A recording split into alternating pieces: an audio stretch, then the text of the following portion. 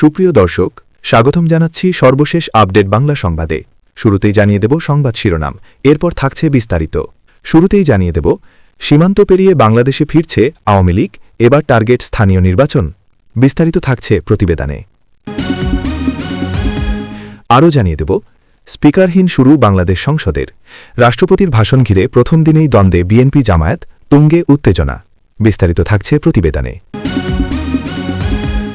আরও জানিয়ে দেব, ৭ মার্চ ভাষণে আতঙ্কিত বিএনপি সন্ত্রাসীরা, ময়দানে আওয়ামী লীগ নামলে কি হবে। বিস্তারিত থাকছে প্রতিবেদনে। আরও জানিয়ে দেব, বাংলাদেশে ৫,০০০ টন ডিজেল পাঠাচ্ছে ভারত, ভবিষ্যতে যাবে আরও। বিস্তারিত থাকছে প্রতিবেদনে। আরও জানিয়ে দেব, থামছেই না মব সন্ত্রাস, ডেভিল হান্টের আদলে আসছে অপারেশন ক্লিন হার্ট 2.0। বিস্তারিত থাকছে প্রতিবেদনে। আরও জানিয়ে দেব, ইউনূসের মেটিকুলাস ডিজাইনে দেশে ভুয়া নির্বাচন, স্বীকার করল বিএনপি। বিস্তারিত থাকছে প্রতিবেদনে। আরও জানিয়ে দেব, এনসিপির ইফতারে যুবশক্তির নেতাদের পেটাল ছাত্রশক্তির নেতারা, আহত ৫। বিস্তারিত থাকছে প্রতিবেদনে। আরও জানিয়ে দেব, দ্বিগুণের বেশি দামে ৩ কার্গো এলএনজি কিনছে ইঞ্জিনিয়ার তারিকের সরকার। বিস্তারিত থাকছে প্রতিবেদনে। আরও জানিয়ে দেব, ইরান যুদ্ধে প্রথম ৬ দিনে ৫ পদ্মা সেতুর সমান অর্থ খরচ মার্কিনীদের। বিস্তারিত থাকছে প্রতিবেদনে। এবং সর্বশেষ জানিয়ে দেব, লেবানন থেকে ইসরায়েলে একসঙ্গে ছোড়া হল প্রায় ১০০ রকেট। বিস্তারিত থাকছে প্রতিবেদনে। সুপ্রিয় দর্শক, এতক্ষণ শুনছিলেন সংবাদ শিরোনাম, এবারে শুনবেন বিস্তারিত। তার আগে ভিডিওটি ভালো লাগলে এবং সর্বশেষ আপডেট নিউজ পেতে চ্যানেলটি সাবস্ক্রাইব করুন। ধন্যবাদ। সম্প্রতি তারেক রহমান একটি গণমাধ্যমকে সাক্ষাৎকার দিয়েছিলেন। গণমাধ্যমের তরফে বিএনপি চেয়ারপারসন তথা প্রধানমন্ত্রী তারেক রহমানকে প্রশ্ন করা হয়েছিল, আওয়ামী লীগকে নিষিদ্ধ ঘোষণার প্রেক্ষিতে তার অবস্থান কি। তারেক জিয়া আওয়ামী লীগের নাম উল্লেখ করেননি, তবে বলেছেন তিনি কোনো রাজনৈতিক দলকে নিষিদ্ধ ঘোষণার পক্ষপাতী নন। আওয়ামী লীগের দীর্ঘ শাসনামলে বিএনপির ওপর নেমে এসেছিল সরকারি শাস্তি, তারপর পদ্মা দিয়ে বহু জল গড়িয়েছে। প্রায় ১.৫ বছর বাদে বাংলাদেশে চলতে শুরু করেছে গণতন্ত্রের রেলগাড়ি। বদলে যাওয়া রাজনৈতিক প্রেক্ষাপটে সেই পুরনো প্রশ্ন আবার ফিরে এসেছে, হাসিনা কি বাংলাদেশে ফিরছেন? জল্পনা আরও জোরালো হয়েছে দীর্ঘ সময়ে দেশের নানা প্রান্তে আওয়ামী লীগের দলীয় দপ্তর খোলার মধ্য দিয়ে। বিএনপি নেতারা এই সমস্যাকে আর বাড়তে দিতে চাইছেন না। তার একটা বড় কারণও রয়েছে, সেই কারণ হল জামায়াত। দলটি যদি জাতীয় নাগরিক পার্টির সঙ্গে হাত মেলায়, তাহলে তারেক সরকার রীতিমতো বিপদে পড়ে যাবে। তাই বিএনপির সামনে এখন একটাই রাস্তা খোলা, সেই রাস্তা হল জাতীয় রাজনীতিতে আওয়ামী লীগের প্রবেশ। একমাত্র সেটা হলেই তারা জামায়াত আর জাতীয় পার্টির মোকাবিলা করতে পারবে। সেই সম্ভাবনা উস্কে দিচ্ছেন হাসিনা। আওয়ামী লীগ সুপ্রিমো দিল্লি থেকে কর্মীদের উদ্দেশ্যে একটি অডিও বার্তা দেন। সেই অডিও বার্তায় তিনি দলের সেই সব নেতাদের দেশে ফেরার আহ্বান জানান যারা দুঃশাসনের সময় অন্যত্র চলে গিয়েছিল। হাসিনা সুস্পষ্টভাবেই বলেছেন, সামনে জাতীয় নির্বাচন, এই নির্বাচনে প্রতিদ্বন্দ্বিতা করতে হবে, তাই এখন থেকে প্রস্তুতি নিতে হবে। নির্বাচনের আগেই দলের বহু নেতাকর্মী দেশে ফিরতে শুরু করেন। বিএনপির এমপি প্রার্থীরা অনেক ক্ষেত্রেই প্রকাশ্যেই বলে এসেছেন, ভুয়ো মামলা দিয়ে আওয়ামী লীগের কাউকে গ্রেফতার করা হবে না, প্রত্যেকে তাদের এলাকায় বিনা ভয়ে বসবাস করতে পারবেন। আওয়ামী লীগের কাউকে রাজনৈতিক হামলার শিকার হতে হবে না। ভোটের প্রচারে আওয়ামী লীগের নেতাকর্মীদের সঙ্গে বিএনপির নেতাকর্মীদের দেখা গিয়েছে। উদ্দেশ্য ছিল একটাই, আওয়ামী লীগের ভোট তাদের ঝুলিতে টেনে আনা। অনেকে বলছেন, বিএনপির নিরঙ্কুশ সংখ্যাগরিষ্ঠতার পিছনে আওয়ামী লীগের একটা বড় ভোট ব্যাংক রয়েছে। বিএনপি নেতা মির্জা ফখরুল ইসলাম আলমগীরকে তো প্রকাশ্যেই এইসব কথা বলতে শোনা যায়। ভোটের প্রচারে দেখা গিয়েছে বিএনপির নেতাদের মঞ্চে, দেখা গিয়েছে আওয়ামী লীগের বহু নেতাদের। তখন থেকেই কিন্তু বাংলাদেশের রাজনৈতিক মহলে গুঞ্জন শুরু হয় যে জাতীয় নাগরিক পার্টির সঙ্গে একটা গোপন সমঝোতা হয়ে গিয়েছে আওয়ামী লীগের। ইতিমধ্যে সীমান্ত দিয়ে দেশে ঢুকতে শুরু করেছেন আওয়ামী নেতারা। পবিত্র ঈদ উল ফিতর এবং ২৬ মার্চকে কেন্দ্র করে কুমিল্লায় সক্রিয় হচ্ছে কার্যক্রম নিষিদ্ধ আওয়ামী লীগ। জেলায় জেলায় নেতাকর্মীদের কার্যক্রম পর্যবেক্ষণ করলে দেখা যায়, ত্রয়োদশ জাতীয় সংসদ নির্বাচনের পর আওয়ামী লীগ শিবিরে নতুন করে প্রাণের সঞ্চার হয়েছে। স্থানীয়রা জানাচ্ছে, আওয়ামী লীগের নেতাদের পাশাপাশি নিষিদ্ধ ছাত্রলীগের নেতাকর্মীরাও সীমান্ত দিয়ে দেশে ঢুকছেন।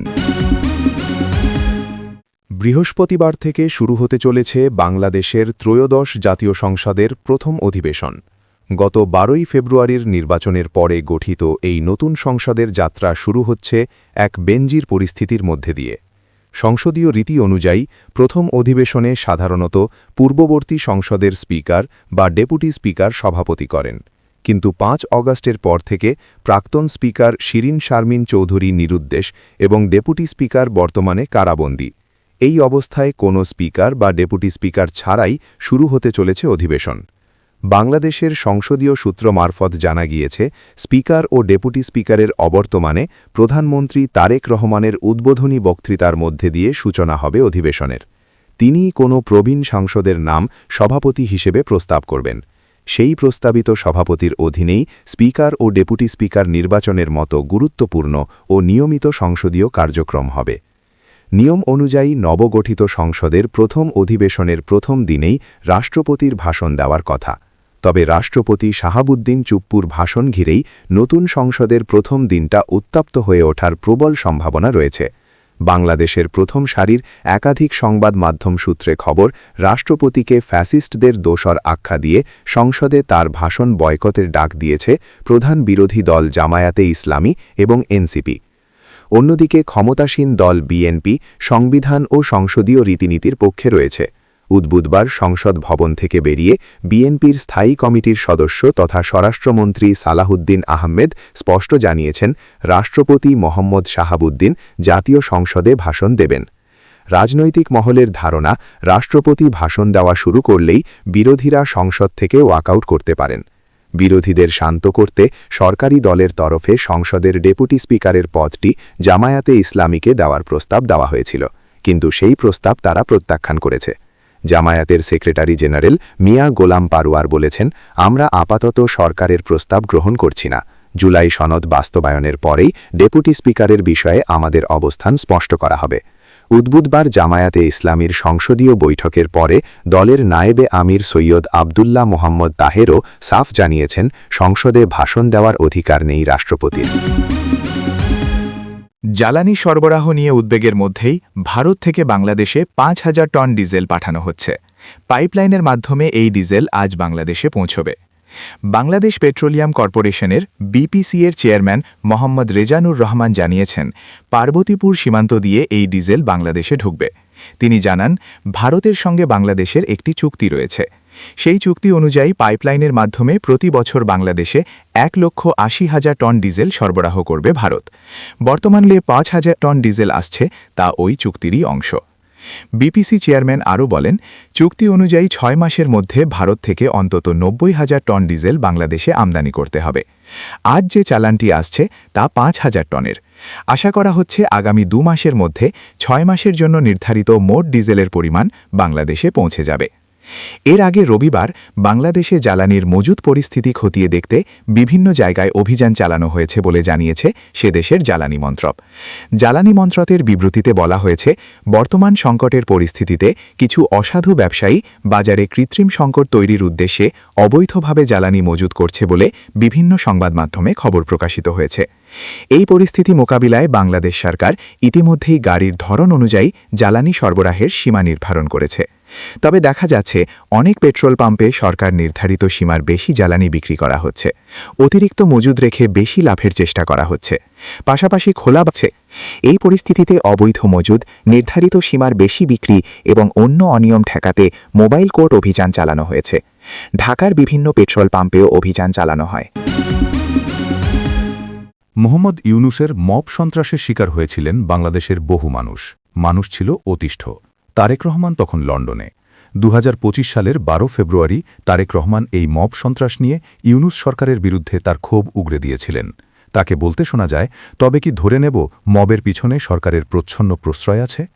তিনি প্রশ্ন তুলেছিলেন, যারা মব সন্ত্রাসের সঙ্গে যুক্ত তাদের কেন গ্রেফতার করা হচ্ছে না? এই মবের রাজত্ব কায়েম বহাল রাখার পিছনে যে ইউনূস সরকারের মদত রয়েছে, সেটা তারেক রহমানের বক্তব্যে স্পষ্ট হয়ে যায়। তখনকার তারেক রহমান আর বর্তমানের তারেক রহমানের মধ্যে বিস্তর তফাৎ রয়েছে। তারেক এখন দলের সর্বোচ্চ পদে রয়েছেন, আর বর্তমানে দেশের প্রধানমন্ত্রী। প্রশ্ন উঠেছে, এই সরকারের আমলে কি সেই মবক্রেসি বন্ধ হয়েছে? তার একটা ঝলক দেখা গিয়েছে ৭ মার্চের ভাষণকে কেন্দ্র করে। ৭ মার্চ দেশের বিভিন্ন প্রান্তে শেখ মুজিবের ভাষণ বাজানোর অপরাধে নানা জায়গায় হামলা হয়। ৩২ ধানমন্ডিতে সেদিন যারা শ্রদ্ধা জানাতে গিয়েছিলেন তাদের ওপর হামলা হয়েছে, থানায় নিয়ে গিয়ে পেটানো হয়েছে। তারেক রহমান সরকার কিন্তু এই মব সন্ত্রাসীদের বিরুদ্ধে কোনো ব্যবস্থা নিতে পারেনি। যদিও স্বরাষ্ট্রমন্ত্রী সালাউদ্দিন আহমেদের দাবি আইনশৃঙ্খলা পরিস্থিতির দৃশ্যমান উন্নতি হয়েছে। স্বরাষ্ট্রমন্ত্রী বলেন, কোনো অপরাধীকেই ছাড় দেওয়া হচ্ছে না। সম্প্রতি নরসিংদীতে ঘটে যাওয়া নৃশংস হত্যাকাণ্ডের ২৪ ঘণ্টার মধ্যে অপরাধীদের গ্রেফতার করা হয়েছে। এছাড়া ঢাকার ঘটনায় সব অপরাধীকেই আইনের আওতায় আনা হয়েছে। স্বরাষ্ট্রমন্ত্রী আরও বলেন, চট্টগ্রামে ব্যবসায়ীর বাসায় গুলিবর্ষণের ঘটনায় শীর্ষ সন্ত্রাসীদের আইনের আওতায় আনতে দ্রুত ব্যবস্থা নেওয়া হচ্ছে। কিন্তু মাঠ পর্যায়ে দেখা যাচ্ছে ভিন্ন চিত্র। নারায়ণগঞ্জে পুলিশের কাছে থেকে ছিনতাই করা হয়েছে অস্ত্র। পরে অবশ্য সেই অস্ত্র উদ্ধার করা সম্ভব হয়েছে। গ্রেফতার করা হয়েছে দুজনকে। মোহাম্মদপুরের রাতে ঘুরতে বেরিয়েছিলেন বাংলাদেশের দুর্নীতি দমন কমিশনের মহাপরিচালক মোহাম্মদ আব্দুল মোমেন। তিনি রাতে ঘুরতে বেরিয়েছিলেন, সেই সময় তার ফোন ছিনতাই হয়ে যায়। বাংলাদেশে বাড়ছে খুন ধর্ষণের ঘটনা। ইউনূসের আমলে যে দৃশ্য দেখা গিয়েছিল, সেই দৃশ্য আবার ফিরে এসেছে আরও বড় আকারে। ইউনূস সরকার মব সন্ত্রাসীদের দেখেও না দেখার ভান করত। যারা মব করছে তারা বেশ নিরাপদে রয়েছে, আর জেলে যেতে হচ্ছে যারা আক্রান্ত হচ্ছেন তাদের।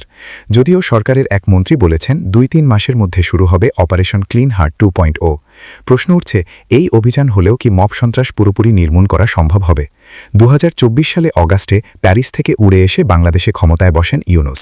তিনি আশ্বাস দিয়েছিলেন মব সন্ত্রাস বন্ধের, কিন্তু সেই আশ্বাস কি কার্যকর হয়েছে? মব সন্ত্রাসের অধিকাংশ ক্ষেত্রে জড়িত ছিলেন ইউনূসের নিয়োগকর্তারা। ইউনূসের আমলে হওয়ায় মব সন্ত্রাসের শিকার হয়েছিলেন মুক্তিযোদ্ধা, রাজনৈতিক ব্যক্তিত্ব, প্রাক্তন প্রধান বিচারপতি, আইনজীবী, প্রাক্তন নির্বাচন কমিশনার। এই ধরনের হেভিওয়েটে ব্যক্তি যদি মব সন্ত্রাসের শিকার হয়ে থাকেন, তাহলে সাধারণ মানুষের অবস্থা কেমন ছিল তা আর নতুন করে উল্লেখ করার দরকার হয় না। বাউল সম্প্রদায় ভিন্ন মতাবলম্বীদের ওপর নির্বিবাদে অত্যাচার চালিয়েছে ইউনূস আমলের মব সন্ত্রাসীরা। মুক্তিযোদ্ধাদের রেয়াত করা হয়নি। রাজবাড়িতে কবর থেকে লাশ তুলে তা পুড়িয়ে দেওয়ার মতো ঘটনা ঘটেছে। দেশের বড় দুটি পত্রিকা অফিসে হামলা হয়েছে, ভাঙচুর হয়েছে। পালাবদল হলেও বদল হয়নি মব সন্ত্রাস। নারায়ণগঞ্জ বা মোহাম্মদপুরের ঘটনা তার বড় প্রমাণ। সদ্য সমাপ্ত ত্রয়োদশ জাতীয় সংসদ নির্বাচনে ভোট ইঞ্জিনিয়ারিং বা নির্বাচনী কারসাজির মাধ্যমে জনগণের রায় পাল্টে দেওয়ার অভিযোগ তুলে বিদায়ী অন্তর্বর্তী সরকারের উপদেষ্টা সৈয়দা রিজওয়ানা হাসান ও বর্তমান পররাষ্ট্রমন্ত্রী ড খলিলুর রহমানের গ্রেফতার ও জিজ্ঞাসাবাদের দাবিতে বিক্ষোভ মিছিল করেছে বাংলাদেশ জামায়াতে ইসলামী। শুক্রবার জুমার নামাজের পর রাজধানীর বাইতুল মুকাররম জাতীয় মসজিদের উত্তর গেট থেকে ঢাকা মহানগর জামায়াতের উদ্যোগে এই মিছিল বের হয়। সমাবেশে প্রধান অতিথি ছিলেন দলের সেক্রেটারি জেনারেল মিয়া গোলাম পরোয়ার। সংশ্লিষ্ট সূত্র বলছে, বিদায়ী অন্তর্বর্তী সরকারের ড মোহাম্মদ ইউনূসের নেতৃত্বাধীন মেটিকুলাস ডিজাইন বা সূক্ষ্ম পরিকল্পনায় নির্বাচনে কারচুপি করা হয়েছে, যাতে জনগণের প্রকৃত ম্যান্ডেট প্রতিফলিত না হয়। তারা দাবি করেন, এই প্রক্রিয়ায় সৈয়দা রিজওয়ানা হাসান ও ড খলিলুর রহমানের ভূমিকা ছিল, যা ইলেকশন ইঞ্জিনিয়ারিংয়ের মাধ্যমে নির্দিষ্ট দলকে সুবিধা দেওয়ার চেষ্টা। এদিকে বিএনপির পক্ষ থেকেও নির্বাচনের পর একই ধরনের অভিযোগ উঠেছিল। দলের নির্বাচন পরিচালনা বা স্টিয়ারিং কমিটির মুখপাত্র মাহদি আমিন নির্দিষ্ট আসনে, যেমন ঢাকা ৮, ঢাকা ১১, ঢাকা ১৩, ঢাকা ১৬ ভোট গণনায় বিলম্ব, ফলাফল ঘোষণায় উদ্দেশ্য প্রণোদিত দেরি ইত্যাদির অভিযোগ তুলে ইলেকশন ইঞ্জিনিয়ারিং বলে অভিহিত করেছেন। বিএনপির কয়েকজন প্রার্থীও নিজ নির্বাচনী এলাকায় একই অভিযোগ করেছেন। ঢাকা ১৬ আসনের প্রার্থী আমিনুল হক পুনর্নির্বাচনের দাবি জানিয়ে ভোট জালিয়াতি ও ইঞ্জিনিয়ারিংয়ের কথা বলেছেন। ঢাকা ১১-এ এম এ কাউয়ুম এবং রংপুর ৪-এ এমদাদুল হক ভরসাসহ অন্যান্য প্রার্থীরা অনুরূপ অভিযোগ তুলেছেন। নির্বাচনী ফলাফল বিশ্লেষণে দেখা যায়, কেন্দ্রভিত্তিক ভোটে বিএনপি ২/৩ বেশি আসনে প্রায় ২১২ আসনে জয়ী হলেও পোস্টাল ব্যালটের ফলাফলে সম্পূর্ণ বিপরীত চিত্র। রিটার্নিং কর্মকর্তাদের থেকে প্রাপ্ত তথ্য অনুসারে ২৯৯টি আসনের মধ্যে জামায়াতে ইসলামী নেতৃত্বাধীন ১১ দলীয় জোটের প্রার্থীরা ২৫৫টি আসনে পোস্টাল ব্যালটে বিজয়ী হয়েছেন। বিএনপি প্রার্থীরা মাত্র ৪০টি আসনে এবং স্বতন্ত্ররা ৩টিতে এগিয়ে ছিলেন। পোস্টাল ভোটে প্রায় ১৫ লাখ নিবন্ধিত ভোটারের মধ্যে শতাংশে ৭০ প্রায় ১০,৬৩,০০০ ভোট দিয়েছেন। যাচাই বাছাইয়ে ৫৭,০০০-এর বেশি বাতিল হয়েছে। তবে এই পোস্টাল ভোট চূড়ান্ত ফলাফলে মাত্র ২টি আসন, সিরাজগঞ্জ ৪ এবং মাদারীগঞ্জ ১ প্রভাবিত করেছে, যেখানে জামায়াত জোট প্রার্থীরা জয়ী হয়েছেন। এই বিপরীত ফলাফলকে কেন্দ্র করে বিএনপি জামায়াতের মধ্যে অভিযোগ উঠেছে যে অন্তর্বর্তী সরকারের মেটিকুলাস ডিজাইনে নির্বাচনকে প্রভাবিত করা হয়েছে, যাতে জনগণের প্রকৃত রায় বিএনপির বড় জয় পাল্টে যায়। জামায়াতের বিক্ষোভে এই ভোটকে ভুয়া নির্বাচন হিসেবে চিহ্নিত করে সাবেক উপদেষ্টাদের শাস্তির দাবি জানানো হয়েছে। জাতীয় নাগরিক পার্টির এনসিপির বিভাগীয় ইফতার মাহফিলে রংপুরে জাতীয় যুবশক্তির রংপুর মহানগর ও জেলা নেতাদের ওপর মহানগর ছাত্রশক্তির কয়েকজন নেতা হামলা চালিয়েছেন বলে অভিযোগ উঠেছে। যুবশক্তির নেতাদের দাবি, তাদের ৫ নেতাকর্মী হামলার শিকার হয়েছেন। তাদের মধ্যে ৩ জন বেসরকারি একটি হাসপাতালে চিকিৎসা নিচ্ছেন। এছাড়া আরও ২ জন রংপুর মেডিকেল কলেজ হাসপাতালে প্রাথমিক চিকিৎসা নিয়েছেন। বুধবার ১১ মার্চ সন্ধ্যায় রংপুরের শহীদ আবু সাইদ স্টেডিয়ামে হামলার এ ঘটনা ঘটে। ইফতার মাহফিলে দলটির আহ্বায়ক নাহিদ ইসলাম এমপি, সদস্য সচিব আক্তার হোসেন এমপি, উত্তরাঞ্চলের মুখ্য সংগঠক সার্জিস আলম, মুখ্য সমন্বয়ক নাসির উদ্দিন পাটোয়ারি, রংপুর বিভাগীয় অসাংগঠনিক সম্পাদক আতিক মুজাহিদ এমপি, জাতীয় যুবশক্তির কেন্দ্রীয় সভাপতি তারিকুল ইসলাম সহ এনসিপির বিভিন্ন পর্যায়ের কেন্দ্রীয় ও স্থানীয় নেতারা উপস্থিত ছিলেন।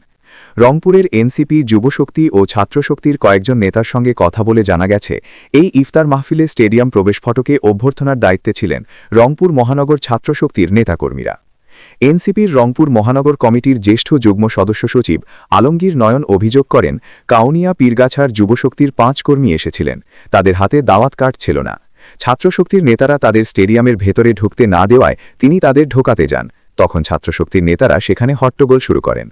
আলমগীর নয়নের অভিযোগ, ছাত্রশক্তির মহানগর কমিটির যুগ্ম সদস্য সচিব ফারহান তানভীর ফাহিম, যুগ্ম আহ্বায়ক রাজিমুজ্জামান হৃদয়সহ কয়েকজন গেটে তাকে 2 দফায় ধাক্কা মারে। তাকে বাঁচাতে গেলে যুবশক্তির জেলা কমিটির সংগঠক রাশেদুজ্জামান ও বদরগঞ্জ উপজেলা কমিটির সংগঠক আকাশ ইসলামকে মারধর করা হয়। রংপুর মহানগর ছাত্রশক্তির আহ্বায়ক ইমতিয়াজ আহমেদের অনুসারীরা এই হামলা চালিয়েছে বলে অভিযোগ আলমগীর নয়নের। তবে অভিযোগ অস্বীকার করে ইমতিয়াজ আহমেদ বলেন, নিজেদের মধ্যে একটু বিশৃঙ্খলা হয়েছিল, টুকিটাকি ঝামেলা হয়েছে, সেটা মিউচুয়াল হয়েছে। মধ্যপ্রাচ্যে চলমান যুদ্ধ পরিস্থিতিতে দ্বিগুণের বেশি দামে 2 দেশ থেকে 3 কার্গো তরলীকৃত প্রাকৃতিক গ্যাস এলএনজি আমদানির সিদ্ধান্ত নিয়েছে সরকার। এর মধ্যে দক্ষিণ কোরিয়া থেকে 2 কার্গো এবং যুক্তরাজ্য থেকে 1 কার্গো এলএনজি আনা হবে। 3 কার্গো এলএনজি আমদানিতে মোট ব্যয় হবে 2,654 কোটি 54,63,280 টাকা। বুধবার 11 মার্চ সরকারি ক্রয় সংক্রান্ত মন্ত্রিসভা কমিটির বৈঠকে এই এলএনজি আমদানির প্রস্তাব অনুমোদন দেয়া হয়েছে। বৈঠকে সভাপতিত্ব করেন কমিটির আহ্বায়ক অর্থমন্ত্রী আমির খসরু মাহমুদ চৌধুরী। বৈঠক সূত্রে জানা গেছে, নির্ধারিত এজেন্ডার বাইরে জ্বালানি ও খনিজ সম্পদ বিভাগ থেকে 3 কার্গো এলএনজি কেনার প্রস্তাব নিয়ে আসা হয়। পাবলিক প্রকিউরমেন্ট বিধিমালা 2025-এর বিধি 105(3) ক অনুসরণ করে আন্তর্জাতিক কোটেশন সংগ্রহ প্রক্রিয়ায় স্পট মার্কেট থেকে এই এলএনজি আনা হবে। চলতি বছরের 5-6 এপ্রিল 1 কার্গো, 9-10 এপ্রিল 1 কার্গো এবং 12-13 এপ্রিল আরও 1 কার্গো এলএনজি আনার পরিকল্পনা করা হয়েছে। 3 কার্গো এলএনজির মধ্যে যুক্তরাজ্যের total energies gas and power limited থেকে 1 কার্গো এলএনজি 907 কোটি 84,64,304 টাকা দিয়ে আমদানি করার সিদ্ধান্ত নেওয়া হয়েছে।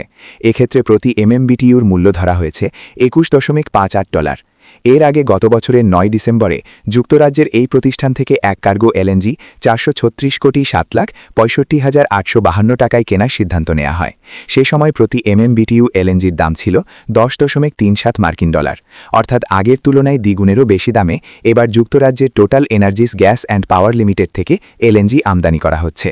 শুধু যুক্তরাজ্যের এই প্রতিষ্ঠানটিই নয়, দক্ষিণ কোরিয়া থেকেও এলএনজি আনতে দ্বিগুণের বেশি অর্থ খরচ হচ্ছে। দক্ষিণ কোরিয়ার পসকো ইন্টারন্যাশনাল কর্পোরেশন থেকে একটি লটে 1 কার্গো এলএনজি কিনতে ব্যয় ধরা হয়েছে 873 কোটি 34,89,488 টাকা। এক্ষেত্রে প্রতি MMBTUর মূল্য ধরা হয়েছে $20.76। দক্ষিণ কোরিয়ার এই একই প্রতিষ্ঠান থেকেই আরও 1 কার্গো এলএনজি আমদানি সিদ্ধান্ত নেওয়া হয়েছে। এই কার্গোটির মূল্য ধরা হয়েছে 873 কোটি 34,89,488 টাকা। এক্ষেত্রেও প্রতি MMBTUর মূল্য $20.76। অর্থাৎ দক্ষিণ কোরিয়া থেকেও এলএনজি আনতে গত ডিসেম্বরের তুলনায় দ্বিগুণের বেশি অর্থ খরচ করতে হচ্ছে সরকারকে। ইরানের বিরুদ্ধে চলমান যুদ্ধে শুধুমাত্র প্রথম 6 দিনেই $11.3 বিলিয়ন খরচ করেছে যুক্তরাষ্ট্র। দেশটির প্রতিরক্ষা মন্ত্রণালয়ের কর্মকর্তারা আইন প্রণেতাদের এক রুদ্ধদ্বার বৈঠকে এ তথ্য জানিয়েছেন। সংবাদ মাধ্যম নিউ ইয়র্ক টাইমস জানিয়েছে, গত মঙ্গলবার কংগ্রেসের আইন প্রণেতাদের যুদ্ধের খরচ সম্পর্কে জানানো হয়। তবে এই খরচের মধ্যে আরও অনেক খরচ অন্তর্ভুক্ত করা হয়নি, যার মধ্যে আছে মধ্যপ্রাচ্যে সেনা ও যুদ্ধ সরঞ্জাম জড়ো করার বিষয়টি। মানে মোট খরচ আরও অনেক বেশি। $11.3 বিলিয়ন বাংলাদেশি অর্থে 1,38,000 কোটি টাকার সমান। সরকারি হিসেব অনুযায়ী বাংলাদেশের পদ্মা সেতু তৈরিতে খরচ হয়েছিল 30,000 কোটি টাকা, যার অর্থ যুদ্ধের প্রথম 6 দিনেই 5টি পদ্মা সেতু বানানোর সমপরিমাণ টাকা খরচ করে ফেলেছে যুক্তরাষ্ট্র। নিউ ইয়র্ক টাইমস জানিয়েছে, যুদ্ধ শুরু হওয়ার প্রথম 2 দিনে $5 বিলিয়ন বেশি খরচ করেছে যুক্তরাষ্ট্র। ওই সময় AGM-154 এর মতো গ্লিড বোমা ব্যবহার করা হয়, যেগুলোর এক একটির দাম $5,78,000 থেকে $8,36,000। 2 দিন পর থেকে তুলনামূলক কম দামের অস্ত্র ব্যবহার শুরু করে মার্কিন বাহিনী। গত 28 ফেব্রুয়ারি ইরানে দখলদার ইসরায়েলের সঙ্গে যৌথভাবে হামলা চালায় যুক্তরাষ্ট্র। এর জবাবে মধ্যপ্রাচ্যে থাকা মার্কিন ঘাঁটি লক্ষ্য করে হামলা শুরু করে তেহরান। দখলদার ইসরায়েলকে লক্ষ্য করে লেবাননের শক্তিশালী সশস্ত্র গোষ্ঠী হিজবুল্লাহ একসঙ্গে 100 রকেট নিক্ষেপ করেছে। ইসরায়েলি প্রতিরক্ষা বাহিনী জানিয়েছে হিজবুল্লাহ ইসরায়েলের উত্তরাঞ্চলকে টার্গেট করে ছুড়েছে। এগুলো লেবাননের বিভিন্ন জায়গা থেকে ছোড়া হয়েছে। এসব রকেটের প্রভাবে বন্দরনগরী হাইফা এর পাশাপাশি গালিলি এবং গোলান উপত্যকায় সতর্কতামূলক সাইরেন বাজছে। দখলদার ইসরায়েলের বিরুদ্ধে নতুন করে জড়িত হওয়ার পর এটি হিজবুল্লাহর সবচেয়ে বড় হামলা।